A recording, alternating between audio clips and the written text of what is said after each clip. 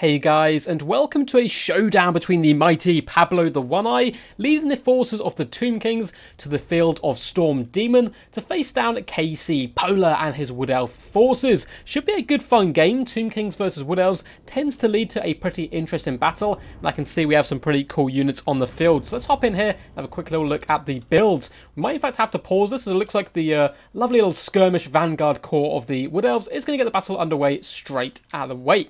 So for the force of the Tomb Kings, we have Skeleton Spearmen dotted all the way along the front line, with the King Nekesh's Scorpion Legion leading the way, and in the secondary battle line we have a ton of Skeleton Warriors. So all round an incredibly cheap and cheerful front battle line, as well as secondary force. And that's because he's invested a ton of money on different units. We can see at the back here we do have double Ushopti Greatbow, one of which is the Chosen of the Gods. Fantastic at picking apart some of the very expensive yet squishy Wood Elf forces. We also have a Tomb Prince on a Chariot. Chariot's relatively good up against the Wood Elves if you can avoid the bowfire. They can rain absolute havoc down on the squishy infantry line, as well as the back lines as well. We have a Leech Priest of Light here, coming in with Net of Amantalk, Banishment, Shemsbane and Gaze, and Far's Protection, as well as some pesky other utilities, coming in the form of the Scroll of Mighty Incantation, as well as the Curse of Kassa, which I'm going to mispronounce horribly there, which does give a lovely minus 60 armor around as a hex, so really cool stuff. Over on the left-hand side, we do have triple Skeleton Horseman Archers as well for a nice bit of skirmish potential. And leading the forces, we actually have High Queen Khalida, a leader you don't get to see terribly often. Now, I don't think she's actually bad. I think she's pretty damn good. But unfortunately for the Tomb Kings, or fortunately in a way, they actually have a ton of other good options in the form of Cetra and Arkan, as well as the DJ himself, that it makes her a little bit of a less, viable pick. She's coming in with the Venom Staff, as well as Tomb Strike, also whopping Venom Wave, as well as My Will Be Done, and the Blessing here of Asaphoth, is what I'm going to say, Asaphoth, something along those lines. The Blessing, we'll call it. It does give a lovely reload skill, armor piercing, missile damage, and base weapon damage, although she's not going to be utilising that too much. She does have the Curse as well, which is a really powerful ability. So when she gets below 50% HP, she basically drops an air effect damage, which works really good up against kind of cheap chaff and just swarms of infantry. Over in the distance, we do have a couple of units of carrying as well. So now for the lovely little vanguarded Wood Elf force, pretty much full vanguard apart from one unit, with a ton of Dryads dotted all the way along the front line, including the Reefs of the Frozen Heart, the Regiment of Renowned version, and they're going to be escorting a ton of Deepwood Scouts. It looks like we in fact have 3 units to be precise. No Swift Shiver Shards, which does make me very sad, but still, basic Deepwood Scouts can do some decent damage, especially when pressurizing the enemy straight from the off. We have the ultimate power couple currently in the Total War Warhammer universe of Orion, and look at that glorious shot going for the absolute Kobe with his spear. Orion, very good at taking down the large constructs and dealing with the chaff as well, because he does have the Hounds of Orion and Hawk's Talons ability. And of course he's brought Cloak of Isha, one of the most powerful items in the entire game. There's almost no battle where you do not want to take this item. Gives him a whopping 44% damage resistance and a massive burst of restoration healing from him when he does get rather low. We also have Ariel dotted in the back lines here. She's coming in with Berry Wine as well as Acorns of the Ages. Definitely her 2 best items. Also Dart of Doom. Be interesting to see how that does perform. She's going to be in Soul Stealer and Apotheosis, so a nice decent toolkit there.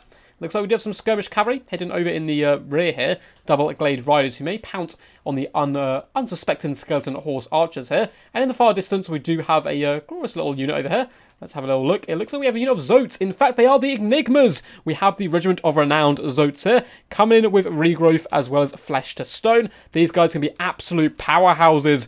They're just doing the old come at me bro hand sign here as well, as they are going to have to charge pretty quickly across the battlefield to aid their allies. But in comes the Storm of Arrows, focusing down at the Skeleton Spearmen at the moment, but I'm sure they're going to be pushing forward to try and pick some more targets now the battle is underway. Dryads darting forwards as well, and they should make short work of Spearmen and a whole. Looks like the Deepwood Scouts trying to whittle down and soften up the front line as much as possible. Let's get a nice cinematic charge here along the battle lines as the Dryads, under the support of a hail of arrows, charge gloriously into hand-to-hand combat up against their undead foes. In the back line, it looks like some of the Glade Riders have snuck in to try and put pressure on the Ushopti, but a lovely little net play has pinned this unit in place, and the High Queen needs to get over here and sort these guys out, although it looks like some of the Horseman Archers may be coming over to do that job for her. Deepwood Scouts just rain fire down on that front line, trying to punch through as quickly as possible. Not the worst idea in the world there. And over on this flank, it looks like a mixture of Ushopti, as well as the Tomb Prince, the Leech Priest, and all that good stuff, has managed to force back the Glade Riders, who have bounced into the back lines, trying to get to the protection of their Lady Ariel there. The shop teams have though managed to stabilise here, including the Chosen of the Gods, who should be able to do some huge burst damage. Khalida as well, poking down at some Glade Riders, doing some lovely damage to them as they do go for a big rear charge into the Skeleton Warriors though. It looks like they are going to be able to break their leadership. Oh, actually, it looks like it's holding just about, so they won't be crumbling too fast at the moment. In the back lines, it looks like the Enigmas still just chilling, vibing in the back there, waiting for the battle to turn in their favour before committing to a side. It looks like the Deepwood Scouts are unleashing hell still on that front line. Not the greatest targeting because front line relatively cheap and shielded, but it will help the Dryades break through that bit quicker and help them swarm into the back line. Looks like a couple of units have managed to push through and need to get on their little scooters and start pushing through to surround these units and support Ariel, though she's not doing a terrible job on her own by any stretch of the imagination. Looks like a Hounds of Orion do go down, just destroying some Skeleton Warriors, doing some lovely damage to them all round. It looks like the Zotes have now been remembered, and they're going to be bounding across the battlefield, taking the fight to their enemy. Deepwood Scouts are now getting slaughtered by the Chosen of the Gods and carrying our darting in, as well as some Skeleton Horsemen archers. Good micro by the Tomb Kings to shut down this ranged force, which still has about half its ammunition. There's going to be a Shopti summon in the front lines to try and deal with the Wraiths of the Frozen Heart, as well as other Dryads.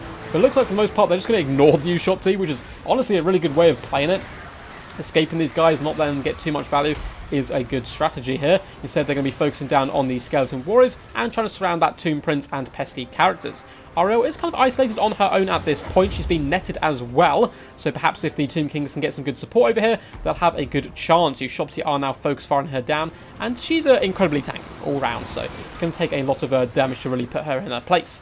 High Queen Khalida is currently dueling Orion. Now she does, of course, have poison attacks, and she doesn't have anti-large. For some reason I thought she did, but I guess she's just got a good bonus all round. Is dueling Orion relatively effectively, but the Skeleton Horseman archers are certainly going to be helping support her as well. Orion is slightly susceptible to missile fire, but he does have physical resistance all round. She's not doing a too bad job, but Orion is a scary foe indeed. Flesh of Stone currently popped on him. Ariel desperately going toe-to-toe with the Tomb Prince, who's not doing too bad. He's pushing her down, not taking too much damage in return. Now that the Zotes have engaged, they're going after the Ushopti at this point, taking a ton of missile fire. You can see quite a few of them going down, so perhaps they actually picked the wrong side to fight for, although a load of the front line of the King Nikesh Scorpion Legion and Skeleton Warriors have now been dealt with, crumbling into dust. Looks like Ariel did heal herself up, but with a fat Soul Stealer popping down on the Ushopti as well as that Tomb Prince. So she's been netted in place once more, and it looks like the Ushopti bowfire is going to switch to her. Orion holding the line desperately as the Enigmas do race to aid him, really crushing and pounding down the Tomb Kings here, doing some lovely damage as Dryads do stream forward, although the High Queen isn't done just yet, focusing down at those large threats. Who are down to just 7 models. They've taken away quite a lot of their punch. Skeleton Horse Archers are doing some nice Overwatch firepower, but I would disengage one unit and use it to chase down routing Wood Elf forces, in particular the Deepwood Scouts, who can come back and do some pretty decent damage. Looks like the Enigmas are going to be running for the hills here, down to just 7 models, and fleeing for their lives, but they can come back and perhaps drop a regrowth on themselves. Would be pretty clutch for them, as a lot of the Wood Elf forces are now breaking and running for the hills. Balance of power is quite heavily in the Tomb King's favour. Ariel and Orion slowly getting whittled down, although that Tomb Prince not having a good day whatsoever. He has met the ultimate power couple, and he will be facing their wrath, almost certainly going down here, although the High Queen is darting in to try and finish off Ariel. It's a good idea to focus fire her down, I think, before you focus Orion, because he comes quite pesky in that late game with the Cloak of Isha. Well, the Chosen Gods are out of ammunition at this point. Second unit, though, still has some bow fire left, and they're dragging her down. Looks like she's down to just about 1,000 health at this point. The Soul Stealer did come in. Chosen Gods pinning her in place as a Shem's Burning Gaze does come down, doing some pretty nice damage as well. The Skeleton Horse Archers look to be able to finish off the Enigmas here. Their leadership is wavering. Still 7 models though, so if they are remembered at any point, they can be regrowth and come back, but it looks like their leadership will break before that happens. Deepwood Scouts are firing in though, whittling down the Skeleton Horsemen as well for their troubles. Ushopti down, quite low ammunition, looks like 5 volleys left, although that can still do a decent amount of damage. It looks like we are going to get a big something come down on Ariel. What is this? It is a big old ball of death. I didn't really play Khalida, so not 100% sure what that was. Someone I'm sure in chat can let me know. I'm assuming it is her poisonous wave, I would assume. There we go, venomous wave. Does some pretty decent damage and poisons the enemy. Did some knocked Ariel off her socks there and down onto the ground into the midst of the Chosen of the Gods. Looks like Orion has been netted in place here as well, and he's in a dangerous situation. If these Ushopti can do enough burst damage to break their way through the Cloak of Isha, perhaps they can finish him off here. You can see though he is currently healing and taking it like an absolute champ. In the back line, Skeleton Horsemen Archers have started to get moving, running relatively low on ammunition though. They are going to be charging in to try and break up the Dryads and force them off the field. Looks like a Hawk's Talon does come down, clipping at some of the Chosen of the Gods, doing some lovely damage. And Orion not having a good time at all as the Shem's Burning Gaze punches him straight in the face, an ultimate slap of the gods there, and he's taking huge damage, down to 400 health, but he is regenerating up. Ushopti going to be firing into the rear now, trying to finish him off, down to 200 health. Skeleton Horseman Archers committing it to the fray as well, and it looks like the power couple may be going down here, as, yeah, not looking too good on health whatsoever. Neither is the High Queen herself, though, and she's down to just 380, but she has managed to stabilise her leadership, so at least she isn't crumbling, and she's going to be going in to try and finish off Orion here in a definitely awesome duel. Getting a little bit of a poke, it looks like an Acorn of the Ages does go down as well. She's slapping Orion, but he is punching back pretty hard, and she's down to 96 health with that glorious charge, and Orion down to 69. That's pretty funny stuff, actually. They kind of switch their health numbers, but it looks like Orion is finished off by the Queen herself with Tomb Strike active. She's also currently causing terror, which should be very useful to finish off the rest of these Dryads. Ariel is going down, balance power still very heavily in favour of the Tomb King forces. Some returning Glade Riders here did manage to get into the back on top of these Ushopti, who have just one volley left, but they are dealt with a combination of the High Queen as well as the Leech Priest. This High Queen needs to be careful though. Any slip up from her at all would mean the death of her, but it looks like the ammunition for the Deepwood Scouts is incredibly low at this point. In come at the Enigmas though, and they can certainly do a decent amount of damage if they can pop a regrowth on themselves. In their current state though, they are down to 640 and only 6 models, but they get an Apotheosis on them to kick it off, and they are going to get a nice rear charge into the Skeletons. Nope, they're going to dart round here and go after the Tomb King leadership. Looks like she's going to be trying to pop one more shot in, but she is dealt the final death blow there, and the Enigmas scream victorious as a regrowth goes down on them. This could be a huge fight back here, as they now do swarm into the back on top of this priest, trying to finish him off, as the Tomb Kings really commit to try to break down Ariel, who has received a Flesh to Stone, giving her a whopping 90 armor. She's taking no damage at the moment from the Horse Archers, which isn't, you know, crazy. They aren't exactly known for their melee prowess. Enigmas are starting to waver here, as the Ushopti with great bows do charge them in the rear, and they're surrounded by many a mighty foe indeed. But it looks like they have managed to pretty much destroy them and regain their leadership and get another Apotheosis off, with Ariel just about sneaking away and surviving. And can the Enigmas, the ultimate tactical reserve who were left in the backs of the fight at the start, carry this game? Balance power is all of a sudden back to the middle, as Glade Riders come in with a whopping charge as well, trying to support. Ariel is fleeing for her life, desperately trying to get to her Deepwood Scouts to rally, and she is incredibly low health-wise. The Leech Priest trying to come in to finish her off for good. And what do the Tomb Kings have left on the battlefield? Not too much. It's pretty much what you see is what you get. Deepwood Scouts being thrown in there. They're not going to be able to do too much damage whatsoever. But if as long as Ariel holds, there is hope in the Wood Elf heart. Or just as I say that, she does get slain there by some pesky skeleton horsemen. So nothing too crazy for her. And it is the hero core of the Leech Priest, as well as the Chosen of the Gods, trying their best to fight back the Enigmas, but they're really struggling here. These guys have had some great durability once they came back to the fray, getting 2 Apotheoses and a regrowth, and they're now deleting these Ushopti, who stand little to no chance of fighting such mighty foes. The Leech Priest is trying his best here, and all characters in general have okay melee stats, at least for a single model. So you can pack a little bit of a punch, but the 6 Enigmas is rather scary. Deepwood Scouts as well, charging in, swinging their blades, trying to drag down the Leech Priest. And the bounce power is still somehow in the Tomb King's favour. I assume that's just because they actually have a leader on the field and the Wood Elves don't. But that is going to turn rather quickly as the Zotes switch targets and start beating down this mighty hero of the Tomb King's people, who did a good job. Had some really good nets and really good Shem's Burning Gazes, but he's now surrounded by the Elven forces. And he's done some okay damage back to the Zotes, but they still have 2,200 health spread out between those 6 models. Bounce power for the first time in the battle swings in favour of the Wood Elves, and I think that has to be game over with just a few wavering scouts left and a single unit here. The 44 units, or 34 in this case now, of the Wood Elves does beat down that one last Tomb King, and he shall be crumbling into dust here. Trying his best though, going out like a true champ, as all Tomb Kings do, but getting stabbed in the back as well, hammered from the front. Not going to be the greatest kind of Sunday walk, I suppose, in whatever horrible land this is. And down he goes in a really cool fashion, very dramatic there, falling before the might of the Zotes.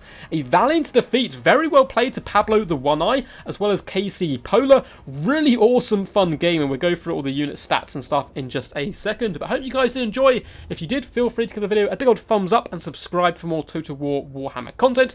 We do drop new content every single day. Yeah, and awesome stuff from both of these guys. If you want to see your replay up on the channel, feel free to send it in via my Discord. There's a link down below, as well as a link to my Patreon, or you can become a channel member here on YouTube by pressing that join button if you are interested in supporting the channel. Anyway, awesome stuff. Love to see High Queen Khalida in action, and she did pretty decent considering she was dueling some fearsome foes in the form of Orion, getting over 1,100 damage value, and 4,500 damage dealt certainly isn't too shabby.